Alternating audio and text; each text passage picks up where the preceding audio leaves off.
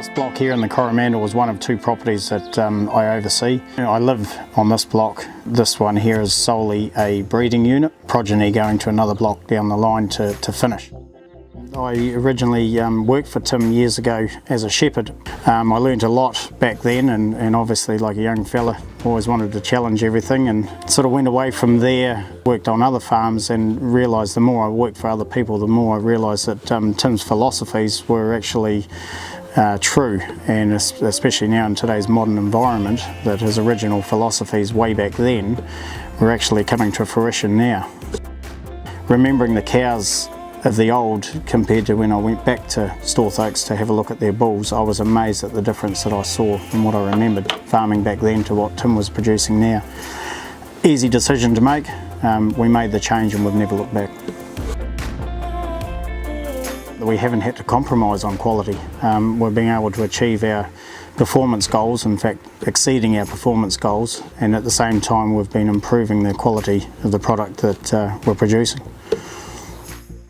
The cows in particular have exceeded my performance expectations.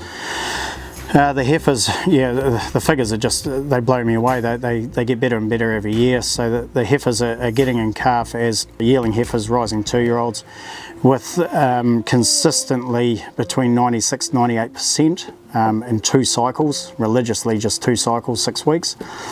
And then following on from that, we're having amazing ease of calving. The last couple of years we're not pulling any calves at all. We haven't had to for a long time. And then following on from that, because they're getting in calf and calving so easily, we're getting them back in calf. This year everything got back in calf. I've got to take a bit of credit for the work that we do. We're very passionate about what we do, but I still believe that it comes back to the work that Tim's done for years. You know, I believe that our heifers genetically want to get in calf and want to get back in calf. But once they've gone through their first calving as a 2-year-old into a rising 3, they get treated as a cow and they carry on to perform. So that's no doing of ours, that's come from their bloodlines that we've introduced into the herd.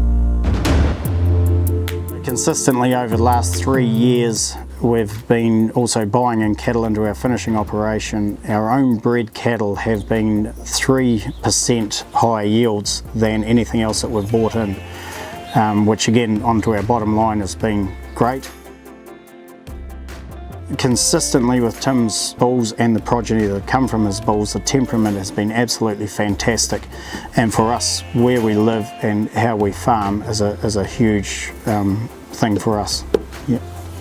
But at the end of the day it is still a really good product, and if we're hand on heart producing an antibiotic free, ethically farmed, sustainable, grass-fed product, it's going to demand a premium on the world market, and it is. It just tastes great. And I know that because I feed it to overseas guests from all around the world, and they all come out and say the same thing: how come this tastes so good? Answer's simple: New Zealand farmed. It's the way we farm.